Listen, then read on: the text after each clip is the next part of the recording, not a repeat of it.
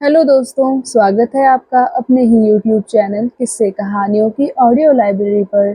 अभी हम सुन रहे हैं कहानी अली बाबा और 40 चोर की। तो चलिए सुनते हैं आज का भाग। कासिम घर पहुंचा तो वो बहुत उदास था और उसका चेहरा भी मुरझाया हुआ था। इसकी वजह यह थी कि उसने रास्ते में जब भी जंगल से आते समय मर्जीना से बात करनी चाही तो मर्जीना ने उससे सीधे मुंह बात तक ना की। वह जंगल में कासिम के रवैये से अभी तक नाराज थी, जिसका कासिम को बहुत मलाल था और यही वजह थी कि उसका चेहरा उतरा हुआ था। कासिम की माँ ने जब अपने बेटे के उतरे हुए चेहरे को देखा तो वह तड़प उठी और जल्दी से कासिम के पास आकर उसके चेहरे को प्यार से देखती हुई चिंतित स्वर में बोली, क्या हुआ मेरे लाल को? तेरा चेहरा इतना उतरा क्यों हुआ है? कासिम ने माँ की बात का कोई जवाब नहीं दिया और चुपचाप सिर झुकाए खड़ा रहा। अपने बेटे को चुप देखकर उसकी माँ ने उसे झकझोर कर पूछा, तू बताता क्यों नहीं? क्या हुआ है तेरे साथ?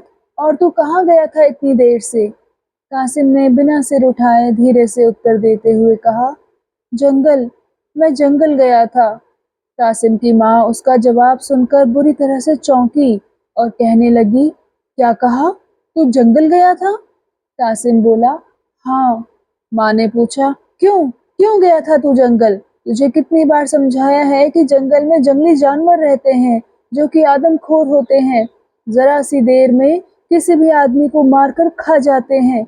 मेरे मना करने के बाद भी तू जंगल में क्या करने गया था? कासिम ने सहमते हुए उत्तर दिया, अली भी तो रोज ही जंगल में जाता है, उसे तो कोई जानवर कुछ नहीं कहता। कासिम की माँ ने चौंक कर पूछा, क्या कहा? क्या तू अली के साथ जंगल गया था? कासिम बोला, हाँ। अपने बेटे का जवाब सुनकर कासिम की माँ बुरी तरह जल भुन गई। वह पहले ही अली और उसके परिवार से नफरत करती थी। अब जो उसने सुना कि अली उसके बेटे को लेकर जंगल गया था, तो वह क्रोध में भर उठी और चीख चीख कर अपने पति को आवाजें देने लगी। अजी सुनते हो? कासिम के अब्बा, जरा यहाँ तो आओ, देखो तुम्हारा बेटा क्या कह रहा है। अपनी पत्नी की चीख पुकार सुनकर कासिम का पिता कारुन अंदर कमरे से बाहर आए और अपनी पत्नी से पूछने लगे, क्या हुआ बेगम, इतना क्यों चीख चिल्ला रही हो? ऐसी कौन सी आफत आ गई है? कासिम की माँ बोली, आफत ही तो आ गई है, जरा देखो तो सही, तुम्हारे बेटे का चेहरा कैसा मुरझाया हुआ है। कारुन ने कासिम के चेहरे की तरफ देखते हुए पूछा, क्या हुआ है हमारे बेटे को? क्यों बेटा कासिम, क्या हुआ तुम्हें? इससे पहले कि कासिम को जवाब देता उसकी माँ बोल उठी, होना ही क्या है जी, तुम्हारा भतीजा अली मेरे बेटे को जंगल ले गया था, जिससे मेरा बेटा जंगली जानवरों का निवाला बन सके। हाय रे। वह छाती पीटती हुई फिर कहने लगी, बाप तो हमारा दुश्मन था ही, अब उसका बेटा भी हमारा दुश्मन हो गया है। कारुन ने कहा, क्या कह रही हो बेगम, वो कैसे हमारे बेटे का दुश्मन हो गया? कारुन की पत्नी फिर बिगड़ कारुन की पत्नी अपने पति पर बिगड़ती हुई बोली, तुम्हें तो कुछ दिखाई ही नहीं देता। ये मेरे बेटे से दुश्मनी नहीं तो और क्या है जो उसे जंगल में लेकर चला गया? अगर जंगल में इसे कुछ हो जाता तो? कासिम के पिता ने कासिम की ओर देखा और पूछा, क्यों बेटा, तुम्हें जंगल कौन ले गया था?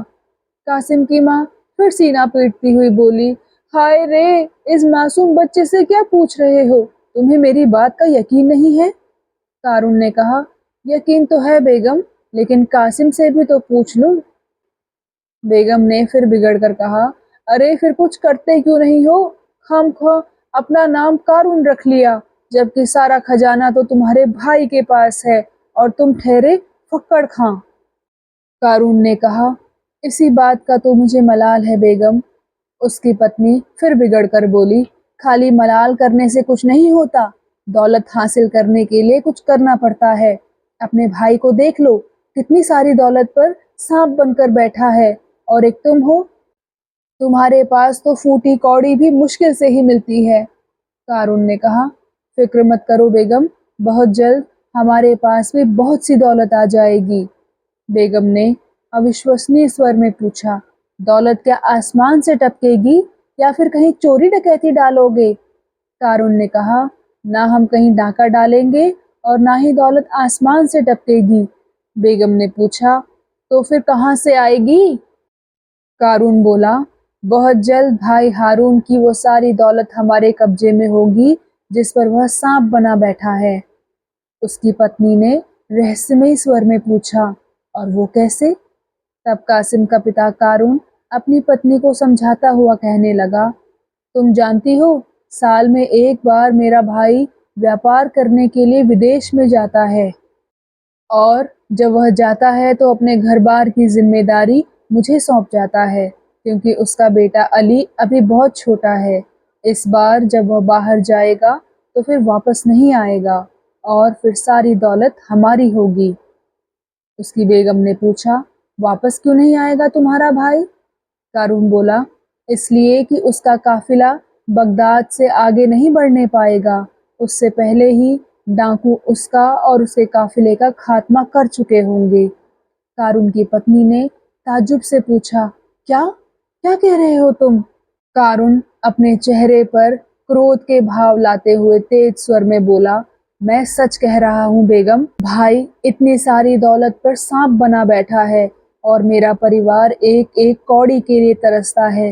वैसे भी मेरे बड़े भाई ने धोखे से मेरे बाप की सारी जायदाद हथिया ली थी। मुझे उसका बदला तो लेना ही है। मेरे सीने में सुलगती बदले की आग मुझे चैन से नहीं बैठने देती है। इस आग को शांत करने के लिए मुझे बदला तो लेना ही होगा। अपने पति के मुंह से उसके इरादों को जानकर कासिम की माँ को झटका तो लगा, लेकिन इस झटके में हैरत के साथ साथ खुशी भी शामिल थी। वह खुद भी यही चाहती थी। वह चुप हो गई और अपने पति के चेहरे को देखने लगी, जो बदले की आग में तपकर लाल हो रहा था। उधर जंगल से आने के बाद मर्जीना अपनी माँ से नजर बचाकर अपने कमरे में गई। वहां उसने अपनी फटी हुई कमीज को बदला और उसकी गठरी सी बनाकर उसे मुट्ठी में दबाया, और एक बार फिर माँ की नजरों से बचकर वह घर से बाहर निकली और मुस्तफ़ा दर्जी की दुकान की तरफ चल दी। मुस्तफ़ा दर्जी की दुकान को तलाश करने में उसे कोई परेशानी नहीं हुई, और कुछ ही देर में वह उसकी दुकान पर पहुंच गई। मुस्तफ़ा दर्जी की दुकान पर पहुंचकर मर्जीना ने देखा कि एक बूढ़ा सा आदमी कपड़े सीने में व्यस्त था, जिसकी दाढ़ी के बाल बढ़े हुए थे और सिर के बाल गायब थे। उसकी टोपी उसके पास ही एक कपड़े पर रखी हुई थी। वह बूढ़ा आदमी अपने आसपास के वातावरण से बेखबर होकर अपना काम करने में व्यस्त था। उसने एक हाथ से कपड़े को संभाल रखा था और दूसरे हाथ में पकड़ी सुई की सहायता से वह उस कपड़े को सी रहा था।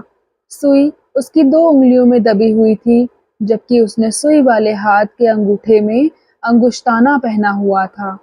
उसकी व्यस्तता और एकाग्रता को देखकर यही कहा जा सकता था कि वह अपने काम के प्रति पूर्ण रूप से समर्पित है और अपना काम पूरी लगन और निष्ठा से करना जानता है। उसके पास पहुंचकर मर्जीना ने उसे आवाज लगाई, बाबा।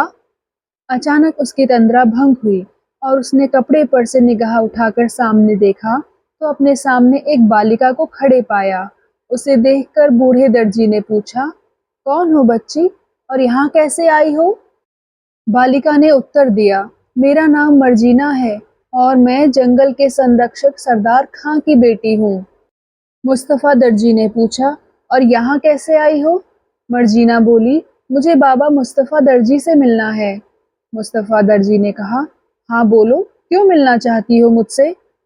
मर्जीना ने पूछा, क्या आप ही बाबा मुस्तफ़ा दर्जी हो? मुस्तफ़ा ने कहा, हाँ बेटी, मैं ही मुस्तफ़ा दर्जी हूँ।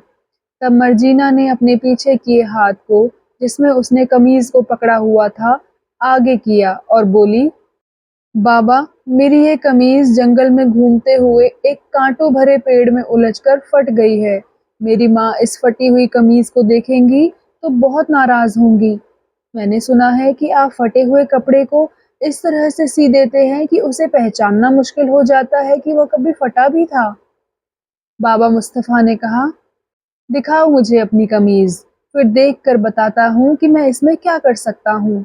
मर्जीना ने अपनी कमीज बाबा को दे दी। मुस्तफ़ा दर्जी ने कमीज का मुआयना किया और देखा कि कमीज का दामन एक जगह से लगभग 6 इंच तक फटा हुआ था। कपड़े का निरीक्षण करने के बाद वह बोला, तुम इसे सिलवाना चाहती हो? मर्जीना बोली, हाँ, मैं चाहती हूँ कि आप मेरी इस कमीज को इस तरह से सी दें कि मेरी माँ पहचान ना सके कि यह कहीं से फटी हुई है, नहीं तो वह मुझे बहुत डांटेंगी। मुस्तफा ने कहा, और तुम उनकी डांट से बचना चाहती हो ना? मर्जीना बोली, हाँ बाबा, क्या आप इसे ऐसे सी सकते हैं? मुस्तफा ने कहा, अरे बच्ची, यह तो कपड़ा है। मैं तो इंसान के कटे अंगों को भी इस तरह से सी सकता हूँ कि किसी को पहचानना मुश्किल हो जाएगा कि वो कभी कटा भी था। बाबा मुस्तफा ने गर्व से कहा और आगे कहा, यहाँ तक कि अगर किसी इंसान की गर्दन भी काट दी जाए तो मैं उसे इस प्रकार से सी सकता हूँ कि लोगों को उसकी गर्दन में कटे हुए जोड़ को तलाश करना मुश्किल हो जाएगा।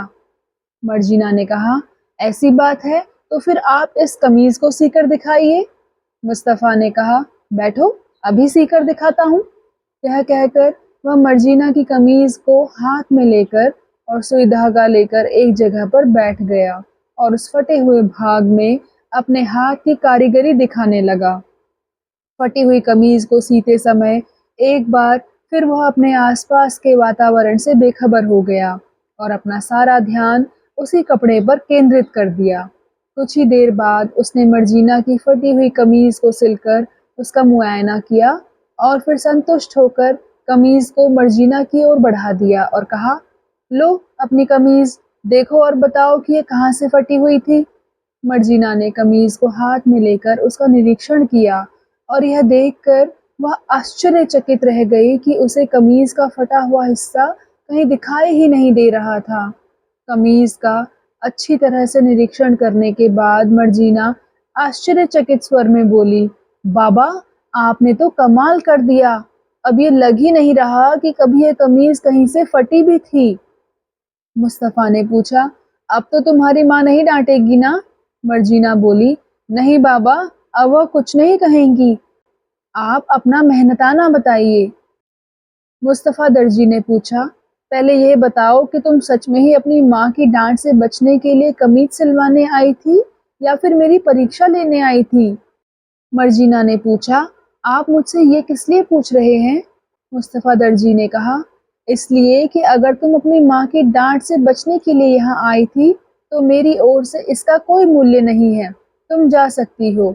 और अगर तुम मेरा इम्तिहान लेने आई हो तो फिर मुझे एक अशर्फी दे दो। मर्जीना ने कहा, मैं तो अपनी माँ की डांट से बचने के लिए ही यहाँ आई थी। मैंने आपकी बहुत प्रशंसा सुनी थी और जैसी तारीफ सुनी थी मैंने आपको वैसा ही पाया। मुस्तफा दर्जी ने कहा, बस, मुझे मेरी मेहनत का इनाम मिल गया। तुमने मेरी तारीफ करके मेरा दिल खुश कर दिया। अब तुम जा सकती हो। मुस्तफा बाबा की कारीगरी और दरियादिली देखकर मर्जीना बहुत खुश हुई और खुशी खुशी अपने घर लौट आई। तो दोस्तों, आज की कहानी बस यहीं तक। मैं मिलूंगी आपसे इसी कहानी के अगले भाग के साथ। तब तक के लिए धन्यवाद।